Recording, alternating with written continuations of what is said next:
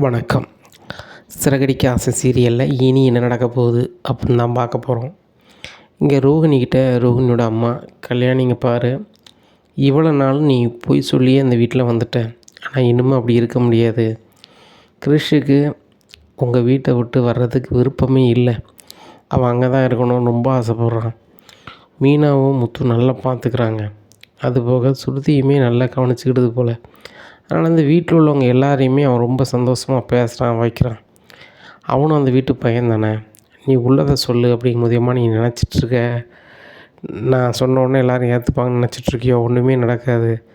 நான் பணக்காரி இல்லை அப்படின்னு தெரிஞ்ச விஷயத்துக்கே என் மாமியார் இப்போ வரைக்கும் என்கிட்ட ஒழுங்காக பேசுகிறதில்ல, வைக்கிறதில்ல. என் மனோஜை கூட என்கிட்டருந்து பிரிக்கிறதுக்கெலாம் வேலை பார்த்துட்டாங்க.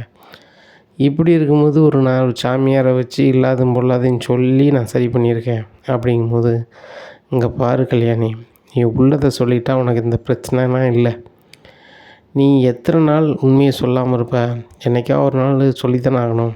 அதுபோக அந்த வீட்டில் உள்ளவங்களுக்கு தெரிஞ்சால் அவங்களுடைய நடைமுறை வேறு மாதிரி இருக்கும், செயல்பாடு வேறு மாதிரி இருக்கும். அதனால் நீ உள்ளதை சொல்லிடு, அதுதான் உனக்கு நன்மை பயக்கும். அதை புரிஞ்சுக்கா அப்படிங்கும்போதேம்மா நீ நினைக்கிற மாதிரி இல்லை. நீ ஆஸ்பத்திரி விட்டு போவே இல்லை, கிறிஷை கூப்பிட்டு போயிரு அப்படிங்கும்போது நான் இவ்வளோ பேசிகிட்டு இருக்கேன், உனக்கு புரியாதாடி அப்படிங்கிறாங்க. பாருமா, நான் நிம்மதியாக இருக்கணும் வைக்கணும்னு நினச்சேன்னா நீ கிறிஷை கூட்டிகிட்டு போயிட்டே இரு அப்படிங்கிறாங்க. நீ நல்லா இருக்குன்னு மட்டும்தான் கல்யாணி நினைக்கேன். ஆனால் நீ ஒன்றைய மட்டும்தான் நினைக்க. அந்த கிறிஷ் என்ன பண்ணுவான், அவன் வாழ்க்கை எதிர்காலம் என்ன ஆகும், அதை பற்றிலாம் யோசிக்கிறதே நீ இல்லை. அப்படிங்கும்போது ஏம்மா அப்படி பண்ணுற அப்படிங்கும்போது இங்கே பாரு கல்யாணி, நான் சொல்கிறத புரிஞ்சுக்கோ. உனக்கு சொல்ல முடியலன்னா கூட நான் கூட சொல்கிறேன் அப்படிங்கிறாங்க. ஏம்மா நல்லா இருக்காது அவ்வளோதான் அப்படிங்கிறாங்க. உடனே சரி அப்படின்னு சொல்லிட்டு நான் கிளம்புறேன். நீ எவ்வளோ சொன்னாலும் புரிஞ்சுக்க மாட்டேன். கிறிஷை வச்சே என்னை மாட்டி விட பாரு. அவன் என்னைக்காவது நீ அம்மானு கூட போகிறான், அன்றைக்கி நான் மாட்டிட்டு முழிக்க போகிறேன் அப்படிங்கும்போது அது ஒரு நாள் நடக்க தான் இங்கே செய்யும் கல்யாணி அப்படிங்கும்போது, ஏம்மா அப்படி ஒன்று நடந்துச்சு அப்படின்னா கிறிஷை நான் இல்லாமல் பண்ணிடுவேன் அப்படிங்கும்போது, ஏய் என்னடி நினச்சிட்ருக்க, கிறிஷை அவங்க நல்லா பார்த்துப்பாங்க, நீ இப்படிலாம் பேசிகிட்ருக்காத, உன் சொல்லலாம் கேட்க முடியாது அப்படின்ட்டுருக்காங்க. என்னமோ பண்ணு, ஆனால் கிறிஸ் என்னை அம்மான்னு கூப்பிட்டானா அன்றைக்கே நான் வாழ வெட்டியாக உன் வீட்டில் தான் இருக்க வேண்டியது வரும் அப்படின்னு சொல்லிட்டு கிளம்பிடுறாங்க. இங்கே ரோகினோட அம்மா ரொம்பவே யோசிக்காங்க. யோசித்து பார்க்கும்போது தான் அவங்களுக்கு தெரியுது, கண்டிப்பாக கிறிஷ் இருக்க வேண்டிய வீடு அந்த வீடு தான். இந்த கல்யாணி சொல்கிறா அப்படின்னு சொல்லிட்டு நம்ம கிறிஷை கூப்பிட்டு வந்தாலும் அவன் கஷ்டப்படுவான். வீட்டில் ஒத்தியில் இருக்கிறதுக்கு அவனுக்கு விருப்பமே கிடையாது. அந்த வீட்டில் ஏகப்பட்ட பேர் இருக்காங்க. குறிப்பாக அந்த வீட்டில் அண்ணாமலை அண்ணா இருக்காங்க, நல்லா பார்த்துப்பாங்க, வச்சுப்பாங்க. முத்து மீனா ரொம்ப சூப்பராக அவங்கள வளர்க்காங்க. அப்படி இருக்கும்போது நம்ம இதை இப்படியே விட்டுடலாம். கல்யாணி நாளைக்கு கூட்டு போன்னுட்டுருக்கேன், நான் இருந்தால் தானே கூப்பிட்டு போவாயின்னு சொல்லுவான். நான் எங்கேயாவது கண்காணாத தேசத்துக்கு போயிருந்தேன் அப்படின்னு சொல்லிட்டு நைட்டோட நைட்டு ஆஸ்பத்திரியிலேருந்து வெளியே போயிருந்தாங்க. விடிய காலம் முத்து மீனாவும் டிஸ்சார்ஜ் பண்ணி நம்ம வீட்டுக்கு தான் கூப்பிட்டு போகணும், நல்லா வச்சு பார்த்துக்கணுன்னு வராங்க. இங்கே ஆஸ்பத்திரியில் இல்லை, எல்லா பக்கமும் தேடி பார்க்காங்க. அப்போ ஆஸ்பத்திரியில் கேட்காங்க அந்த அம்மாவை எங்கே அப்படிங்கும்போது அவங்க நைட்லேயே போயிட்டாங்க, மற்றபடி அவங்கள பற்றி ஒன்றும் தெரில அப்படிங்கும்போது இவங்களுக்கு ரொம்ப மனசங்கடமாக இருக்குது. எங்கெங்கே போயிருப்பாங்க அப்படிங்கும்போது எனக்கு தெரியலையே மீனா, கிறிஷ் நம்ம கூட இருக்கான், கிறிஷை விட்டு எப்படி போவாங்க, கிறிஷை பார்த்துக்கிறவங்க அவங்க தானே, அவங்க பொண்ணு தான் என்ன பேர் சொல்லணும்லாம் சொல்லுவாங்களே அப்படிங்கிறாங்க. எனக்கு ரொம்ப பயமாக இருக்குங்க அப்படிங்கிறாங்க. ஆமாண்ணா, அவங்க என்னாச்சுன்னு தெரில, வா நம்ம போய் பார்க்கலாம் அப்படின்னு சொல்லி அம்பத்தூருக்கு போகிறாங்க, அங்கே இல்லை. கிராமத்துக்கு போகிறாங்க, அங்கேயும் இல்லை. அவங்க தான் எங்கேயாவது போயிடணும்னு சொல்லிட்டு போயிருந்தாங்களே, அவங்க அப்படி ஒரு வண்டி வருது, அது கேரளா பார்த்து போகுது, கேரளா பார்த்து போயிருந்தாங்க. இப்படியா இருக்குது. எங்கே ரோகிணி எங்கள் அம்மா எங்கேயோ போயிட்டாரா அப்படின்னு சொல்லிட்டு ரொம்ப சங்கடப்பட்டுன்னு இருக்காங்க. ஏன்னா கிறிஷ் இங்கே இருக்கான், என்றைக்கா இருந்தாலும் நம்மளை அம்மானு கூப்பிட்டு விடுவான்.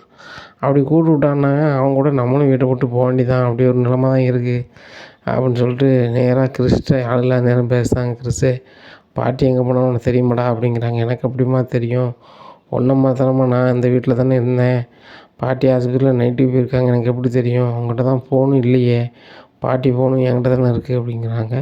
டேய் அப்போ அந்த ஃபோனை எங்கடா எட்டுவாடா அப்படிங்கிறாங்க. எடுத்து கொண்டு கொடுக்காங்க.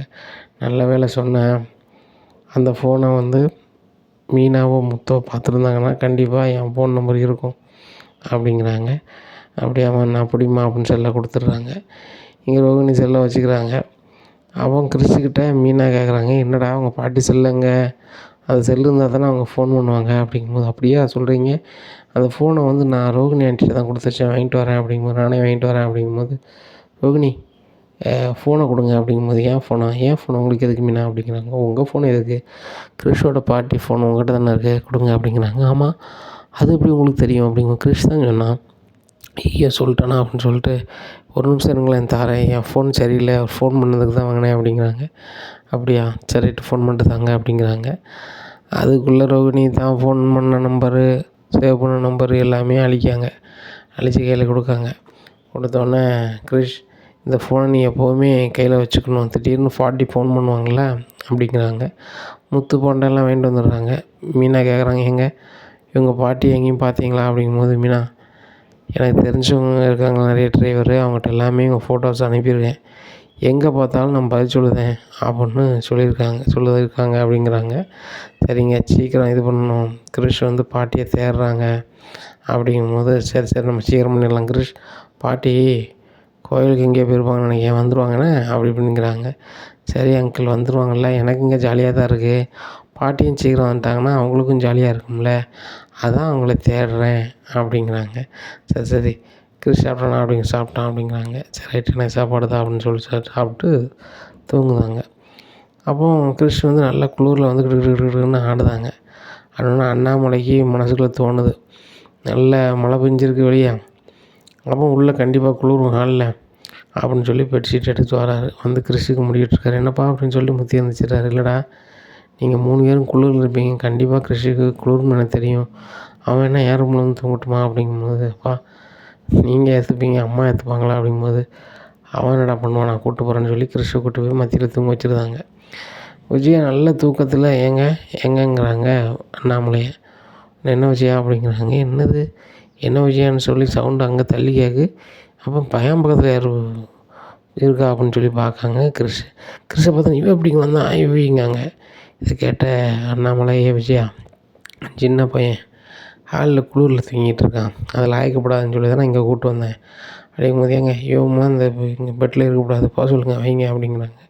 இங்கே பாரு விஜயா, உனக்கு அவன் இருக்க பெட்டில் இருக்க பிடிக்கலன்னா கீழே வாயை போட்டு தூங்கு, அவன் இங்கே தான் இருப்பான் அப்படிங்கும்போது, ஏங்க இது என் வீடு என் பெட்டு, நான் இங்கே இருக்கக்கூடாது, எங்கேயோ இருந்து வந்தவன் இங்கே வந்து இருக்கணுமா அப்படிங்கும்போது, விஜயா அவனும் நம்ம வீட்டில் ஒரு பேரன் மாதிரி தான், அவன் இங்கே தான் இருப்பான், என்ன அது யாரும் ஒன்றும் செய்ய முடியாது, உனக்கு இங்கே இடம் காணலைன்னா நான் கீழே தூங்குதேன் அப்படிங்கும்போது, ஏங்க நீங்களாம் கீழே தூங்குண்டா நானே தூங்குதேன் அப்படின்னு சொல்லி கீழே பாய போட்டு தூங்குதாங்க. இங்கே அண்ணாமலை கூட கிறிஷ் வந்து பட்டில் தூங்குறதை ஏற்றுக்கிட்டே முடியல விஜயாவில். விடிஞ்சோன்னு வெளியே அனுப்பி ஆகணும் அப்படின்னு சொல்லி நினைக்காங்க. அப்போ பார்வதிக்கு ஃபோன் அடிக்காங்க. காலையில் விஜயா ஃபோன் அடித்து, ஏய் ஒரு ஆசிரமத்தில் போய் சேர்க்கணும் அப்படிங்கிறாங்க. யாரா அப்படிங்கிறாங்க. வேறு யார், அந்த கிறிஷை தான் அப்படிங்கிறாங்க. இதை கேட்ட பார்வதி, அதுக்கு வந்து முத்து மீனா சம்மதிப்பாங்களா, சம்மதிக்க மாட்டாங்க, அதுபோக அண்ணாமலை அண்ணன் கூட சம்மதிக்காது, நீ மட்டும் ஏன் தேவையில்லாமல் பேசிகிட்டு இருக்க விஜயா அப்படிங்கும்போதே, உண்மையை தான் சொல்கிறேன் அப்படின்னு சொல்லிட்டு, ஒன்றையும் நம்பினா இந்த கதையும் ஆகிறது கிடையாதுன்னு ராஜேஸ்வரி ஃபோன் அடிச்சிடுறாங்க. ராஜேஸ்வரி 2 பேரை வீட்டுக்கே அனுப்பிடுறாங்க. இங்கே கிறிஷுங்கிற பையன் யார் அப்படிங்கிறாங்க. உடனே மீனா, அந்த பையன் தான், என்ன விஷயம் அப்படிங்கிறாங்க. ஒன்றும் இல்லை, அவங்கள வந்து ஒரு இடத்துல சேர்க்கணும்னு சொல்லி இங்கேருந்து விஜயாங்கிறவங்க கால் பண்ணாங்க, அதான் வந்திருக்கோம் அப்படிங்கும்போது, அத்தை என்னத்தை நீங்கள் எப்படி பண்ணியிருக்கீங்க அப்படிங்கும்போது அண்ணாமலை வந்துடுறாங்க. என்ன மீனா என்னாச்சு அப்படிங்கிறாங்க. மாமா கிறிஷுங்கிறதுக்கு பிடிக்காம தான் இருக்காங்க அத்தை, ஆனால் இப்படி பண்ணாங்கன்னு நினைக்கல அப்படிங்கும்போது, விஜயா என்ன பண்ணி வச்சுருக்க அப்படிங்கும்போது, ஏங்க அதை செஞ்சு கடைசியில் என் பெட்டுக்கே வர ஆரம்பிச்சிட்டான், இன்னும் இந்த வீட்டில் இருந்தால் சரி வராது, அதனால தாங்க இந்த வீட்டை விட்டு அவனை அனுப்பலான்னு முடிவு பண்ணிட்டேன், யாரோ என்னமோ இங்கே வந்து இருந்துக்கிட்டு அவன் எல்லாருக்கும் உதவி பண்ணிக்கிட்டு இருந்தா, அதான் அவனை வந்து நான் ஒரு இடத்துல சேர்க்கலான்னு முடிவு பண்ணிட்டேன் அப்படிங்க. விஜயா அதை சேர்க்கறதுக்கு உனக்கு எந்த மறுவாதியும் கிடையாது, சேர்த்தா அப்புறம் பார்த்துக்கிடுங்க, அவங்க பாட்டி இப்போ காங்கலை வைக்கலன்னு சொல்லி எல்லோரும் ஒருத்தர் தேடிக்கிட்டு இருக்கோம், இப்படி இருக்கும்போது வந்து நீ என்ன எப்படி பண்ணிகிட்ருக்க அப்படிங்கும்போது, ஏங்க நீங்கள் எப்படிங்க தேடி கிழிச்சிருவீங்க, ஒன்றும் நடக்காது, ஸ்டேஷனில் போய் இது பண்ணி ஒரே நாளில் அனுப்பிவிட பாருங்கள் அப்படிங்கிறாங்க. உடனே அண்ணாமலை வந்தவங்கள்ட்ட சொல்லிட்டாங்க, ஏம்மா அவன் ஏதோ வந்து கோதல் சொல்லியிருக்கா, நீங்கள் போய்ட்டு வாங்கன்னு சொல்லி அனுப்பிடுதாங்க. முத்து விஜயா என்ன சொன்னாலும் சொல்லலை, இது கொஞ்சம் உருப்படியாக தான் சொல்லியிருக்கா, ஸ்டேஷனில் போய் ஒரு பேப்பர் எழுதி கொடுத்துருவோம் அப்படிங்கும்போது, அதுவும் சரி தான்ப்பா அப்படின்னு சொல்லி ஸ்டேஷனில் போய் எழுதி கொடுக்காங்க, ஃபோட்டோவை கொண்டு கொடுத்து. அவங்களும் சரி தம்பி அவங்க கண்டுபிடிச்சிட்டோம் வச்சிட்டோம்னாக்கா உங்கள்கிட்ட சொல்கிறோம், அப்புறம் நீங்கள் வாங்க அப்படின்னு சொல்லி அனுப்பி விட்டுதாங்க. இங்கே முத்து கிறிஸை கூப்பிட்டு வந்துருந்தார். அப்போ முத்து வேலைக்கு போனப்போ எல்லா டிரைவருக்கும் ஃபோன் பண்ணி தெரிஞ்சவங்களாம் கேட்காங்க, பார்க்கலங்காங்க. அவங்க தான் கேரளா போயிட்டாங்களே, கேரளா எந்த டிரைவராக போனால் தான் எனக்கு தெரியும். அப்படி இருக்கு. இந்த சூழ்நிலையில் என் வீட்டுக்கு பத்திரிக்கையோடு வராங்க. வந்தோடனே எல்லோரும் வாங்க அப்படிங்கிறாங்க. இங்கே ரோகிணி மட்டும் உம்முன்னு இருக்காங்க. என்ன ரோகிணி, உங்கள் ஃப்ரெண்ட்ஸ் வந்திருக்காங்க, நீங்கள் என்ன கண்டுக்கிடாமல் இருக்கீங்க? முருகனும் வித்யா உங்களுக்கு தெரிஞ்சவங்க தானே, வாங்கன்னு கேட்டுக்கலாம்ல அப்படிங்கிறாங்க. இங்கே ஸ்ருதி, வா வித்யா வா உட்காரு அப்படிங்கிறாங்க. வார வியாழக்கிழமை எனக்கு கல்யாணம், எல்லோரும் வந்துடணும் அப்படிங்கிறாங்க. உடனே மீனா, அண்ணாமலை எல்லாருமே சொல்கிறாங்க, வித்யா கண்டிப்பாக அவங்க கல்யாணத்துக்கு வருவோம், எங்கள் வீட்டு விசேஷத்தில் எல்லாத்துலேயுமே நீங்கள் வந்து இருக்கிறீங்க, அப்படி இருக்கும்போது நாங்கள் வராமல் இருப்போமா? கண்டிப்பாக வந்துடுவோம், நீங்கள் எங்கள் வீட்டில் ஒரு ஆள் தானே அப்படிங்கும்போது அண்ணாமலை சொல்கிறாங்க, இங்கே பாருமா, எங்கள் வீட்டுக்கு வாழ வந்த மருமக ரோகிணியோட ஃப்ரெண்டு நீனும் எனக்கு கிட்டத்தட்ட மகா மாதிரி தான். உனக்கு ஒரு தகப்பன் சாணத்தில் நின்று அந்த கல்யாணத்தை நடத்தி வைக்க வேண்டியது என் பொறுப்புமா. உனக்கு யாரும் இல்லை அப்படி இப்படின்லாம் ஃபீல் பண்ணாத, நாங்கள் இருக்கோண்ணே அப்படிங்கிறாங்க. ரொம்ப சந்தோஷம் ஐயா அப்படின்னு சொல்லி ரொம்ப அழுதுடுறாங்க. ஏம்மா அழுற அப்படிங்கும்போது, இல்லை எல்லோரும் வாரேன்னு சொன்னாங்க, உறவாக இருக்குன்னு நீங்கள் தான் சொன்னீங்க, சொல்லும்போது ரொம்ப சந்தோஷமாக இருக்குது. என் ஃப்ரெண்டு தான் ரோகிணி, அவள் கூட நான் நின்று நடத்த வேண்டியன்னு சொல்லலை, ஆனால் நீங்கள் வந்து அவங்க மாமனார் நீங்கள் சொல்கிறீங்கள, ரொம்ப சந்தோஷமாக இருக்குது அப்படிங்கும்போது முத்து சொல்கிறாங்க, எங்கள் அப்பா மனசு யாருக்கு வராது வித்யா, எங்கள் அப்பா நீ நல்லா இருப்ப அப்படின்னு சொன்னால் கண்டிப்பாக நீங்கள் ரொம்ப நல்லா இருப்பீங்க. எங்கள் அப்பா யாருக்கும் இந்த பாவம் செய்யாதாலும் ரொம்ப நல்ல ஆள் அப்படிங்கும்போது, எனக்கு தான் தெரியுமே முத்து, எனக்கு புதுசாக சொல்லணுமா அப்படிங்கிறாங்க. அப்போ எல்லோரும் வெள்ளிக்கிழமை போகணும்ல அப்படிங்கும்போது விஜயா சொல்கிறாங்க, ஆமாம் கண்டவங்களாம் நான் போக முடியாது வைக்க முடியாது அப்படிங்கும்போது அண்ணாமலை சொல்கிறாங்க, நீ வழக்கம் போல் வீடியோ வீடியோ எடுத்து நீ நல்லபடியாக காமிச்சிக்கிறதுக்கு ஏதோ பண்ணுவிய, அதை மாதிரி பண்ணிக்க அப்படிங்கிறாங்க. உடனே ஆமாண்ணே அதுக்கு போனால் நல்லா தான் இருக்கும் அப்படின்னு நினைக்காங்க. அதே மாதிரி சரி நானும் வரேன் அப்படின்ட்டு தாங்க வியாழக்கிழமை வித்யா கல்யாணத்துக்கு போகிறாங்க. கல்யாணம் ரொம்ப சிறப்பாக நடக்குது. சொந்த பந்தம் எல்லோரும் வராங்க. இங்கே ரோகிணியோட அம்மாவுக்கு கால் பண்ணி பார்க்காங்க வித்யா, போகவே மாட்டாங்குது. ஃபோன் வந்து கிரிசிட்டில் இருக்குது.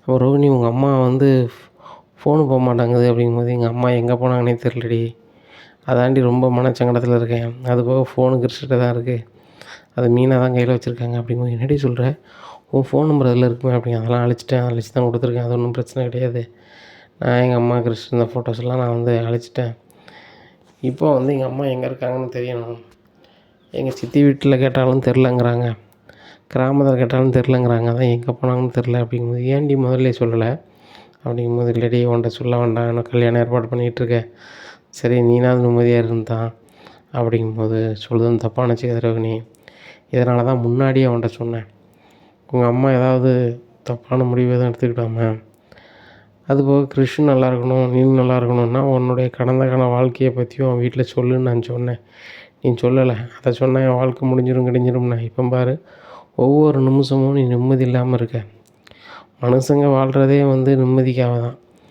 என்ன அந்த நிம்மதி கூட இல்லாமல் இருக்கேன், என்னத்தை சொல்ல அப்படிங்கும்போது, சரி கல்யாணம் வரவேற்பு பாரு அப்படிங்கிறாங்க. இங்கே வரவேற்பு முடிஞ்சு எல்லோரும் வீட்டுக்கு போகிறாங்க. அங்கே சீதா வீட்டில் ஒரு நல்ல செய்தி ஃபோன் பண்ணி சொல்லுதாங்க, இந்த மாதிரி சீதா மாதமாக இருக்கா அப்படின்னு சொல்லி மாமியார் ஃபோன் பண்ணி மீனாவுக்கு சொன்னோன்னே, மீனாவுக்கு பயங்கர சந்தோஷம். முத்துகிட்ட சொல்கிறாங்க, முத்துக்கு பயங்கர சந்தோஷத்தில் இங்கேருந்து முத்து மீனாவும் பார்க்க போகிறாங்க.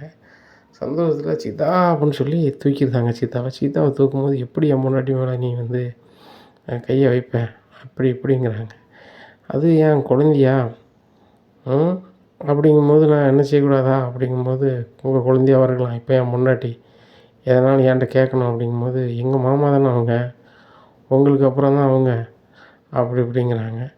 உடனே இதை கேட்டேன் அருண், முத்து இனிமேல் இந்த வீட்டு பக்கத்தில் வரக்கூடாது, உனக்கு எப்படி நடந்துக்கணும் ஏது நடந்துக்கணும்னு தெரியாது, இன்னும் ஒரு வாரம் கழிச்சு நாங்கள் ஃபங்க்ஷன் வைப்போம், அந்த ஃபங்க்ஷனில் இப்படி பண்ணிகிட்ருப்பேன், நீங்களாம் ஃபங்க்ஷனுக்குலாம் வந்துடாத அப்படி அப்படிங்கும்போது மீனா சொல்கிறாங்க, சீதாட்ட இங்கே பாரு சீதா, தாலி பிரித்து கோக்குற ஃபங்க்ஷன்லேயே அவன் வீட்டுக்காரர் ஒரு மாதிரி நடந்துக்கிட்டார், என் வீட்டுக்காரர் ரொம்ப சிரிச்சுக்கிட்டே போயிட்டார், சரி எனக்கு பிடிக்கலனாலும் சீதா நல்லா இருக்கால, சீதா நல்லா பார்த்துக்கிறாருல அப்படின்னு சொல்லிக்கிட்டு இருந்தாப்புல, இந்த மாதிரிலாம் அவன் வீட்டுக்காரர் பேசணும்னு சொல்லுவேன், நீ மாதமாக இருக்குன்னு தெரிஞ்சோடனே என் வீட்டுக்காரர் எவ்வளோ சந்தோஷப்பட்டார் தெரியுமா அப்படிங்கும்போது, ஏக்கா கண்டிப்பாக எனக்கு தெரியும், இவரும் ஏங்க அப்படி இருக்காங்க, அவங்க 2 பேரும் இப்படியே இருந்தாங்கன்னா என்னக்கா செய்கிறது அப்படின்னு சொல்லி சீதா அழ ஆரம்பிக்காங்க. அப்போ முத்து சொல்கிறாரு, சீதா நீ அழாத, அந்த அருண் நீ என்ன பேசினாலும் சரி தான், இனிமேல் நான் பதில் கூட பேச மாட்டேன். என் சீதா நல்லா இருக்கணும், சீதாவோட பிள்ளைங்க நல்லா இருக்கணும். நான் கிளம்புறேன் மீனா, நீ வந்து சத்யாவோட பைக்கில் வந்துடுன்னு சொல்லிட்டு போயிடுறாங்க. சத்யா சரி மாமா அப்படின்னு சொல்லிட்டு சத்யா வந்து கூப்பிட்டு வந்துடுவாங்க. வீட்டில் வந்து மீனா வந்து முத்துட்டா, ஏங்க அந்த அருண் பண்ணதுக்கு நீங்கள் மன்னிச்சுக்கோங்க அப்படிங்கும்போது, மீனா நீ எத்தனை மன்னிப்பு கேட்பேன், அன்றைக்கி நான் ஸ்டேஷனில் இருக்கும்போது அந்த அதிகாரிட்ட சொல்லி வெளியிடக்கூடாது அப்படின்னு சொன்னது அவன் தான். எல்லாமே அவன் வேலை பார்க்குறான். அதெல்லாம் நான் வந்து மனசில் வைக்கிறது கிடையாது. சீதா நல்லா இருக்காளா, அது மட்டும்தான் மேட்ரு, வேறு ஒன்றுமே கிடையாது அப்படிங்கும்போது, எங்கள் அன்றைக்கி அப்போ அவங்க தான் வந்து வெளியிடக்கூடாதுன்னு சொன்னாங்களா அப்படிங்கும்போது, அவர் வெளியிடக்கூடாதுன்னு இருந்திருக்காரு தான். ஆனால் அருண் கொஞ்சம் கொடுக்கணும்னு சொல்லி விடக்கூடாது, இவன் அப்படி இப்படின்னு பழசெல்லாம் சொல்லியிருக்காப்புல அப்படிங்கிறாங்க. அப்படியா அப்படின்னு சொல்லிட்டு, ஏங்க சீதா வீட்டுக்கு அந்த விசேஷத்துக்கு மட்டும் போயிட்டு வந்துடலாம் அப்படிங்கும்போது, கண்டிப்பாக நம்ம போவோம் அப்படிங்கிறாங்க. அதேமாதிரி வளகாப்புக்கு எல்லாரையுமே கூப்பிட்டுடுதாங்க. அருண் நினைக்காரு, கண்டிப்பாக அந்த வாட்டி முத்துங்க வந்தோம்னா முத்து ஏதாவது வகையில் வந்து ரொம்ப சங்கடத்தை ஏற்படுத்தணும், வாய்ப்பு இருந்தால் உள்ளே கூட அனுப்பணும் அப்படின்னு நினைக்காங்க. இந்த சூழ்நிலையில் சீதா நகையை எப்படியாவது எடுத்த மாதிரி பண்ணிடலாமா அப்படின்னு நினைக்கிறாரு. அப்போ சீதா நகையை வந்து ஒரு நகையை காங்காத மாதிரி பண்ணியிருந்தாங்க. சீதாவும் அந்த அவசரத்தில் மறந்துருந்தாங்க. எல்லோரும் விசேஷத்துக்கு வந்திருக்காங்க. அந்த ரூமில் முத்து மட்டும்தான் அப்படி இருக்கார். ஏன்னா அருண்கிட்ட எதுவும் பேச்ச கீச்ச விடக்கூடாதுன்னு மீனா அந்த ரூமில் இருங்கன்றாங்க. அப்போ திடீர்னு அருண் சொல்லுதாரு, இந்த நகை எதுக்கு எடுத்தேன் அப்படின்னா, எங்கே எடுத்தேன் அப்படிங்கிறாங்க. உன் கையில் தான் எதுவும் நகை இருந்துச்சு, எல்லோரும் வாங்க அப்படிங்கிறாங்க. எல்லோரும் வராங்க. வந்தோடனே இந்த முத்து வந்து என் பொண்டாட்டி நகையை எடுத்துட்டான் வச்சுட்டான் அப்படிங்கிறாங்க. இதை பார்த்த எல்லோரும், அது எப்படி முத்து தம்பி எடுக்கும், அந்த தம்பி அப்படிலாம் செய்யாது வைக்காதுன்னு வந்தவங்களாம் சொல்லுதாங்க. விஜயா நினைக்காங்க, ரைட்டு இது செம்ம சூப்பராக இருக்குது அப்படின்னு சொல்லிட்டு, முத்து உன் சவளப்பாடி வீட்டில் வந்து நகை எடுப்பேடா, இது என்னடா பழக்கம் அப்படிங்கிறாங்க. நான் எடுக்கலாமா அப்படிங்கிறாங்க. விஜயா வாயை மூடு, முத்து ஒருத்தனை வந்து கை நீட்டிட்டான் வச்சுட்டான், அதை செஞ்சுட்டான் இதை செஞ்சிட்டான்னா ரைட்டுங்களாம். ஆனால் முத்து வந்து இப்படி பண்ணவே மாட்டான் வைக்க மாட்டான் அப்படிங்கும்போது மனோஜே சொல்கிறாரு, என் தம்பி முத்து என்ன வேணாலும் பண்ணுவான், இதெல்லாம் பண்ண மாட்டான் அப்படிங்கிறாங்க. கண்டிப்பாக பண்ண, நான் சும்மிட மாட்டேன் அப்படின்னு சொல்லிட்டு ஸ்டேஷனுக்கு கால் பண்ணியிருந்தாங்க. ஸ்டேஷனுக்கு வந்துதாங்க. என்ன சார் அருண் சார் என்ன வர சொன்னீங்களா அப்படிங்கிறாங்க. இவன் எங்கள் சொந்தக்காரங்க பேரில் வந்து வீட்டுக்கு வந்து வீட்டில் வந்து நகை எடுக்க அவனை விடக்கூடாது அப்படிங்கும்போது மீனாவுக்கு சரியான கோபமாயிருது. என்னங்க நினச்சிட்ருக்கீங்க, என் வீட்டுக்காரர் இந்த மாதிரி ஆளா அப்படிங்கும்போது சீதா வராங்க. நீங்கள் என் மாமாவை கண்டிப்பாக கூப்பிடணும் அப்படின்னு சொல்லும்போது எனக்கு தெரியும் இந்த மாதிரி வேலை பார்ப்பீங்கன்னு சொல்லிட்டு, என் நகையை வந்து யார் எடுத்தா என்ன எடுத்தான்னு எனக்கு நல்லாவே தெரியும், அதனால தான் என் கேமராவை ஆன் பண்ணி வச்சுருந்தேன் பீரோ பக்கத்தில், இங்கே பாருங்கள் சார் அப்படிங்கிறாங்க. இதை பார்த்தோன்னே அருண் தான் பீரோவில் நகை எடுக்காரு. இங்கே நடக்கிறது எல்லாமே வந்து அருண் தான் பண்ணுறாரு. எல்லாமே அந்த வீடியோவில் இதை பார்த்துட்டு, என்ன அருண் சார் அப்படி பண்ணியிருக்கீங்க அப்படிங்கும்போது, முத்து தம்பி உங்களை வந்து சங்கடப்படுத்தினா தான் அந்த அருண் இப்படி பண்ணியிருக்காப்புல, அருண் நீங்கள் ஏதாவது பண்ணணும்னா சொல்லுங்க, ஒரு பேப்பர் எழுதி கொடுங்க, அருண் நாங்கள் என்ன சின்னமாக செய்கிறோம் அப்படிங்கிறாங்க. சார் அதெல்லாம் வேண்டாம், அவர் லெவலுக்கு நான் போக விரும்பல, என் குழந்தைய அந்த வீட்டில் கல்யாணம் முடிச்சு கொடுத்துருக்கேன், நல்லா மட்டும் வச்சு பார்த்துக்கிட சொல்லுங்கள், என் மேலே உள்ள கோபத்தில் அந்த பிள்ளையை சங்கடப்படுத்திடாம அப்படின்னு சொல்லிட்டு முத்து கிளம்பிடுறாரு. மீனா அருண்ட்டு வந்து சொல்கிறாங்க, இவ்வளோத்துக்குள்ளே உன் வீட்டுக்காரர் இருப்பார்னு நினைக்கவே இல்லை அருண், என் வீட்டுக்காரர் எவ்வளவோ சொன்னார், அந்த அருண் மாறவே மாட்டார், நீங்கள் மாறிடுவார்னு நினைக்க அதுக்கு வாய்ப்பே இல்லைன்னாரு. நான் சொல்கிறேன், நீங்கள் வந்து என் வீட்டுக்காரருக்கு எதிராக நீங்கள் எதை பண்ணாலும் தோற்று தான் போவீங்க, ஒரு நாளும் ஜெயிக்க மாட்டீங்க, ஏன்னா என் வீட்டுக்கார் பக்கத்தில் நியாயம் மட்டும்தான் இருக்கும், அப்படி நியாயமே இல்லை, நாங்கள் கிளம்புறோம் அப்படின்னு சொல்லிட்டு எல்லோரும் கிளம்பிடுறாங்க. வீட்டில் போய் விஜயா வந்து பயங்கர சந்தோஷப்படுறாங்க. ஏங்க இன்றைக்கி அந்த சீதா வீட்டில் கண்கொள்ளா காட்சியாக இருந்துச்சுல்ல அப்படிங்கிறாங்க. உடனே அண்ணாமலை சொல்கிறாங்க, அதானே முத்தும் அருணும் வந்து ஒருத்தருக்கு ஒருத்தர் பேசிக்கிட்டு இருந்தாங்க ஒரு மாதிரி, அதனால் உனக்கு அது கண்கொள்ளா காட்சியாக இருக்குமோ அப்படிங்கும்போது, ஏங்க இது வரைக்கும் நம்ம வீட்டுக்கு வந்து அந்த பேர் மட்டும்தான் இல்லை, ஆட்டை போட்டான் வச்சுட்டான்னு சொல்லி முறையாக அந்த முத்துக்கு ஆட்டை போட்டான்னு சொல்லுதாங்க, நல்லா இருக்குது அப்படிங்கும்போது அண்ணாமலை சொல்கிறாங்க, ஏன் மனோஜ் வந்து வீட்டோட நகையை மாற்றி வைக்கலையா, நீ மாற்றி வைக்கலையா, நீங்கள் 2 பேரும் ஆட்டையை போடலையா, அதான் எப்படி போய் சொல்கிறது அப்படிங்கும்போது, அப்படி சொல்லுங்கள் அங்கிள் அப்படிங்கிறாங்க ஸ்ருதி. ஆண்டி இங்கே பாருங்கள், ஏதாவது உங்களுக்கு ஒரு வாய்ப்பு கிடைச்சா நீங்கள் வந்து 6 இலக்கெல்லாம் வைக்கலான்னு நினைக்காதீங்க, அதுக்கு முன்னாடியே முத்து வந்து பல 6 எழுதிட்டார், யார் என்ன பண்ணாலும் முத்து வந்து பொறுமையாக இருந்து சீதா வாழ்க்கைக்கு நல்லது தான் பண்ணுவேன்னு சொல்லிட்டு வந்துட்டார். நான் கூட இந்த வீட்டுக்கு வந்த புதுசில் முத்துன்னு எப்படி இருக்கார், மீனா வாழ்க்கையை வம்பாகிட்டாங்களேன்னு நினச்சேன், ஆனால் இன்றைக்கி நிமிஷத்தில் ரவி இன்றைக்கி நல்லா இருக்கார் அப்படின்னா என் அண்ணன் ஒரு காரணம், முத்தும் காரணம், அவர் முறையே தான் இருக்கார், ஆனால் என்ன என் வீட்டுக்காரர் சாப்பிட்டு அவர் வந்து கொஞ்சம் டெரரு, அவ்வளோதான், மற்றபடி 2 பேருமே நல்ல குணம் தான். அதனால தான் இந்த வீட்டில் இருக்கேன். இன்றைக்கி சொத்து பத்து எல்லாம் வேண்டாம் அப்படின்னு சொல்லிட்டு அவங்க வீட்டில் இருக்கேன்னா ஒரே காரணம் ரவியும் முத்து மீனாவும் தான். எனக்கு வந்து இவ்வளோ இவங்க இருக்க வீட்டில் தான் நம்ம இருக்கணும், பணம் காசு என்ன, அன்பு தான் பெருசு அப்படின்னு சொல்லி அவங்கள பார்த்து நான் தெரிஞ்சுக்கிட்டேன். நான் முன்னாடி பணம் மட்டும் இருந்தால் போதும்னு நினச்சேன். ரவியை பார்க்க முன்னாடி இந்த வீட்டுக்கு வந்த போது எல்லாமே புரிஞ்சுக்கிட்டேன். பணத்தால் எப்படிலாம் ஒரு ஆளை மாற்ற முடியும்னு உங்களை பார்த்து புரிஞ்சுக்கிட்டேன் அப்படிங்கிறாங்க. என்ன சுருதி வாய் நீளுது அப்படிங்கும்போது, இல்லை வாயெலாம் நீளல, உள்ளதை தான் சொல்லுதேன் அப்படிங்கிறாங்க. இங்கே ரோஹிணி வந்து பல மாதிரி நினச்சிட்ருக்காங்க. யார் என்ன பேசினாலும் அம்மா எங்கே போனாங்களோ ஏது போனாங்களோ தெரில, எப்படி அம்மாவை கண்டுபிடிக்கிறது அப்படின்னு சொல்லி உங்களுக்கு குழப்பமாக இருக்குது. அவங்கள கண்டுபிடிச்சோன்னா கண்டிப்பாக கிறிஷை அனுப்பிடலாம். அதுக்கு முன்னாடி கிறிஷியாவது எங்கேயாவது சேர்த்து விடலான்னு பார்த்தா அதுவும் நடக்க மாட்டாங்குது. எங்கள் அத்தை ஒரு வாட்டி பண்ணையில் இப்படி ஆயிடுச்சு, முத்துக்கு மீனாங்க தெரியாமல் கிறிஷை கூட்டி கொண்டு எங்கேயாவது கொண்டு சேர்த்துருவோமா அப்படின்னு நினைக்காங்க. அதே மாதிரி ஒரு வாய்ப்பு வருது. எப்படின்னா முத்துக்கு ஒரு ஆஃபர் வருது, வெளில போயிருந்தார். மீனாவுக்கு பெரிய ஒரு டெக்கரேஷன் வேலை வருது, அவங்களும் போயிடுறாங்க. கிறிஷ் அன்னைக்கு லீவு வீட்டில் இருக்கான். அப்படிங்கும்போது கிறிஷ் ஒரு இடத்துக்கு போய்ட்டு வருமா அப்படின்னு சொல்லி ஆட்டோவில் கூப்பிட்டு போய் ஒரு இடத்துல போய் சேர்த்து விட்ருதாங்க. சேர்த்துட்டு ஒன்றும் தெரியாத மாதிரி வந்துடுதாங்க. வந்தோடனே வீட்டில் முத்து மீனாவும் கிருஷங்கன்னு தேடி அலைதாங்க. ஒன்றும் தெரியலை. அப்போ ரோஹினிட்டு கேட்காங்க, ரோஹினி நீங்கள் வீட்டில் தானே இருந்தீங்க அப்படிங்கும்போது, இல்லை நீங்கள் போனோன்னு நான் கிளம்பிட்டேன் அப்படிங்கும்போது, ரோஹினி உங்கள்கிட்ட என்ன சொல்லிட்டு போனேன், கிருஷ் மட்டும் வீட்டில் இருக்கான், அப்படி நீங்கள் வெளியே போதா இருந்தால் தகவல் சொல்லுங்கள், எங்கள் அம்மாவையோ நான் வந்து சத்யாவையோ வர சொல்கிறேன் அப்படின்னு சொன்னோம்ல அப்படிங்கும்போது, மீனா அதெல்லாமே எனக்கு நினைவு வச்சுட்ருக்க முடியும், எனக்கு தெரியாது அப்படிங்கிறாங்க. அப்படி இருக்கும்போது முத்து அங்கங்கே தேடி பார்க்குற. மீனா இதுக்கு மேலே அவன் எங்கே இருப்பான்னு தெரில, யார்கிட்ட கேட்டான்னு தெரிலங்காங்க. பேசாமல் ஸ்டேஷனுக்கு போயிடலான்னு ஸ்டேஷனில் போய் சொல்லியிருந்தாங்க. என்னதான் மீன் நினச்சிட்ருப்பீங்க, முதல்ல வந்து அவங்க பாட்டியை காணலை நீங்கள், இப்போ பேரனை காணுங்க காணலாங்க, எத்தனை பேர் தான் காணலைன்னு சொல்லிக்கிட்டு இருப்பீங்க அப்படிங்கும்போது, சார் வீட்டில் தான் இருந்தான், காணலை எப்படியாவது இது பண்ணி தாங்க சார், அவன் இல்லாமல் எங்களுக்கு ரொம்ப சங்கடமாக இருக்கும் சார், அவங்க பாட்டி வந்து கேட்டால் என்ன சார் சொல்லுவோம் அப்படிங்கிறாங்க. இது உங்களுக்குலாம் முதல்ல தெரியணும் அப்படிங்கிறாங்க. சரி ரைட்டு ஃபோட்டோ வாங்கினாங்க அப்படிங்கிறாங்க. சரி சார் கேமரா பார்ப்போம்னு சொல்லி அங்கங்கே பார்க்காங்க. பார்க்கும்போது தான் தெரியுது ரோகிணி கூட தான் ஆட்டோவில் ஏறி போகிறாங்க. ஒரு ரோகிணிகிட்ட ஸ்டேஷன்லேருந்து கேட்காங்க, ஏம்மா அந்த பையனாங்க அப்படிங்கிறாங்க.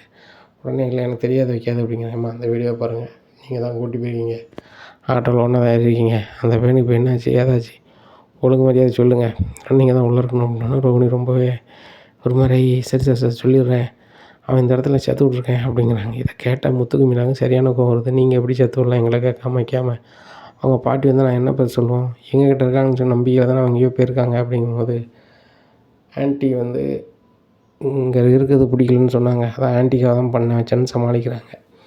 உடனே விஜய் அதை தெரிஞ்சுக்கிட்டு, அவன் பண்ண என்னடா தப்பு இருக்குது, அவன் இங்கே இருக்க போய் தான் ஒவ்வொன்றும் நடக்குது, அவங்க பாட்டியை கண்டுபிடிக்க நீங்கள் அங்கங்கே வேலையை போட்டு போவீங்க, எப்படி இருந்தீங்கன்னா எப்படிடா சம்பாதிப்பீங்க வைப்பீங்க அப்படிங்கிறாங்க. விஜய் அதை நீ வாயை மூடு, முத்து மீனா சம்பாதிக்க நினச்சி நீ ஃபீல் பண்ணுறியாங்க, யாரோ ஏதோ சொன்ன மாதிரி இருக்குது, அமைதியார் சார் ஒன்றும் பிரச்சனை இல்லை நாங்களே பேசிக்கிறோம் அப்படின்னு சொல்லிட்டு சொல்கிறாங்க. நேராக கிறிஷை போய் கூப்பிட்டு வந்துடுறாங்க. கிறிஷ் இனிமேல் யார் சொன்னாலும் எங்கேயும் போகக்கூடாது எங்களை கேட்காம அப்படிங்கிறாங்க. சரியாத்தா எனக்கு இங்கே இருக்க தான் பிடிச்சிருக்கு, ரோகிணி அதை தான் கொண்டு சேர்த்து விட்டாங்க அப்படிங்கிறாங்க. ரோகிணி இந்த மாதிரி தேவையில்லாத வேலைலாம் பார்க்காதீங்க அப்படிங்கிறாங்க. உடனே விஜயா ரோகிணியை கூப்பிட்டு சொல்லுதாங்க, ரோகிணி எனக்கு எப்படி அவன் இந்த வீட்டில் இருக்கிறது பிடிக்கலையோ உனக்கும் பிடிக்கல, யாரும் இல்லாத நேரத்தில் ஒரு நாள் சொல்லு எங்கேயாவது கூட்டி கொண்டு விட்டு வந்துடுவோம் அப்படிங்கிறத, அதெல்லாம் வேண்டாம் தான், ஏற்கனவே கேமரா பார்த்து என்னை கூப்பிட்டாங்க, அவனை காங்கலாட்டா கண்டிப்பாக என்னை தான் கூப்பிட்டு விசாரிப்பாங்க, விசாரிக்கும் போது நானும் உடம்ப வேண்டியிருக்கும்ல அப்படிங்கும்போது என்ன பண்ணுறதுன்னு தெரில, அந்த கிளவியை மட்டும் எப்படியா கண்டுபிடிச்சி அனுப்பிவிட்டோன்னா போதும், ரோகிணி ஓம் பங்கு நீ தேடு நானும் தேடுறேன் அப்படிங்கிறாங்க. சரியாத்தா அப்படிங்கிறாங்க. இங்கே ரோகிணி அவங்க சொந்த பந்தத்துக்கு போகிறாங்க. கால் பண்ணி கேட்காங்க, இங்கே எங்கள் அம்மா வந்துச்சான்னு ஒருத்தரும் பதில் சொல்லலை. கேரளாவில் ரோகிணிக்கு சொந்தக்காரங்க யாரும் இல்லை, அங்கே தான் இருக்காங்க. அவங்க அங்கே ஒரு கோயிலில் போய் உட்காந்துக்கிட்டு அங்கே கிடைக்கிற சாப்பாடை சாப்பிட்டுக்கிட்டு, சரி ரைட்டு கிறிஷ் அந்த வீட்டில் தான் சேர்க்கணும்னு நினச்சோம், சேர்த்துட்டோம், இது ஒரு ஆத்ம திருப்தி, அம்மையும் 3 தள்ளிதில் நின்றா தானே சங்கடப்படும், கல்யாணிக்கு பிடிக்கலையோ அவன் அங்கே இருக்கான், அம்மையும் தானே அவன் பார்த்துக்குவாங்க, சரி அங்கே இருக்கட்டும் அப்படின்னு ஒரு மன திருப்தியில் அவங்க அந்த கோயிலே இருக்காங்க. அப்போ ரோகிணியோட சித்திக்கு வந்து அக்கா எங்கே போயிட்டாலும் தெரியலையே, எது வீட்டாலும் தெரியலையே அப்படின்னு சொல்லி ஒவ்வொரு கோயிலுக்காக வேண்டுதாங்க. அப்போ கேரளாவுக்கு போய்ட்டு வருவோமுங்க அப்படின்னு சொல்லி கேரளாவுக்கு ஒரு கோயிலுக்கு போகிறாங்க. அங்கே கேரளாவுக்கு சாமி கும்பிட்டு வழியாக வந்து நிற்காங்க. அங்கே ஒரு அன்னதானம் சாப்பிட்டுக்கிட்டு இருக்காங்க. இதை பார்த்தோன்னே என்னாச்சு இது வந்து எங்கள் அக்கா மாதிரிலாம் தெரியுதுன்னு சொல்லிட்டு எக்கா எக்கான்ட்டு போகிறாங்க. அக்கா நம்ம தங்கச்சிலாம் அப்படின்னு சொல்லி அங்கங்கே ஓடுதாங்க.